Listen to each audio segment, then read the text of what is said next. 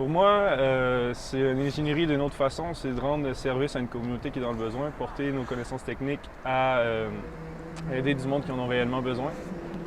Donc moi, c'est ma vision d'ingénierie, c'est un peu faire ce que je veux m'en aller plus tard. Puis j'ai toujours été attiré aussi vers le développement international, l'aide humanitaire, donc c'est la raison pour laquelle je me suis inscrit dans ce groupe. Le GCUS, c'est le groupe de collaboration internationale de l'Université de Sherbrooke. C'est des groupes techniques de la faculté de génie.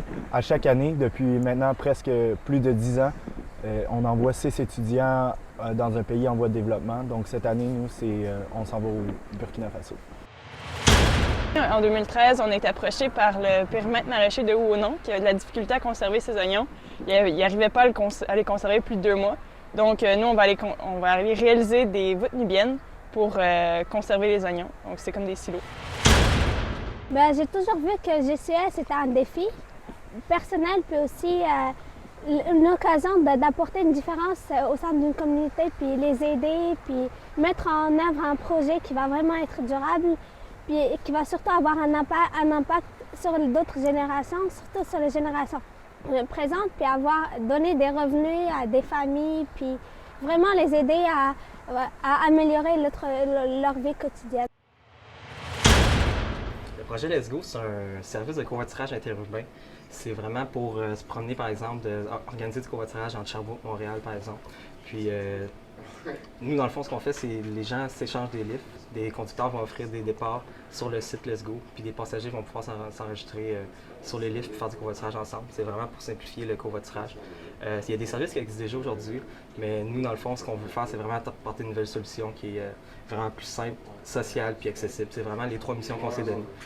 Plus simple parce qu'on veut vraiment simplifier avec notre interface usager, on veut vraiment simplifier les choses pour que ce soit plus simple pour l'utilisateur d'organiser son covoiturage via l'application web qu'on va offrir. On veut aussi que ce soit plus social. On fait une interaction assez riche avec Facebook, par exemple. Ça permet d'intégrer ton réseau social actuel avec ton réseau de covoiturage Let's Go. C'est vraiment une nouvelle fonctionnalité qu'on veut rajouter dans Let's Go. Puis aussi plus accessible parce qu'on veut vraiment l'offrir à des faibles coûts. Les autres sites qui existent aujourd'hui, c'est vraiment des sites qui chargent à l'utilisation, ça n'encourage pas les gens à faire du covoiturage en tant que tel. Nous, avec Let's Go, on veut vraiment offrir le service avec aucun frais d'utilisation. Le monde fait le plus de covoiturage possible, comme le covoiturage devrait être, c'est-à-dire tu t'organises avec tes amis puis tu pars faire du covoiturage. Nous, dans l'équipe, on est beaucoup de monde de l'extérieur de Sherbrooke. On est ici, mais la plupart viennent de Québec, de Montréal, de Trois-Rivières, etc. Puis c'est très régulièrement, on va faire du covoiturage. Puis souvent, on utilisait par les services qui existent actuellement. Puis on a comme détecté des choses qu'on trouvait que c'était mal fait ou qu'on pourrait améliorer.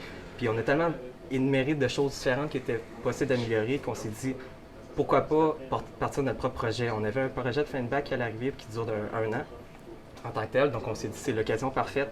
Non seulement il y avait un défi technique côté génie logiciel parce que c'est dans notre domaine, mais aussi on avait détecté un besoin que ça nous toucherait non seulement à nous, mais tout le monde dans notre entourage. Fait qu'on s'est vraiment dit pourquoi pas, c'est vraiment quelque chose qui nous intéresse, ça nous motiverait plus. Puis le gros défi technique était assez intéressant avec ça, fait que ça a été un choix facile. En fait, il y a 3 raisons pour lesquelles la faculté de génie a décidé de joindre le volet international d'EPIX. La première raison, c'est que depuis plusieurs années maintenant, à la faculté, les étudiants réalisent des projets de petite ou de grande envergure qui ont une influence positive et significative dans la communauté. Et c'était une façon pour la faculté de reconnaître l'engagement des étudiants et aussi de le valoriser. Donc ça, c'était la première raison. La deuxième raison, c'est aussi que la faculté souhaitait offrir un cadre à ses étudiants, un cadre à l'intérieur duquel les étudiants pouvaient apprendre à travailler avec un organisme à but non lucratif. Donc ça pose toutes sortes de défis parce que les intervenants n'ont pas toujours le même background disciplinaire, donc n'ont pas toujours les mêmes connaissances et tout. Donc ça amène les étudiants à apprendre à communiquer avec ces personnes-là, à échanger, à essayer de trouver des solutions pour un problème technique et donc faire preuve de créativité. La troisième raison, c'est aussi que pour l'Ordre des ingénieurs, l'engagement social, c'est une valeur qui est vraiment importante. Et puis, en s'engageant dans de tels projets pour la communauté, eh bien, ça stimule la persévérance scolaire chez les étudiants.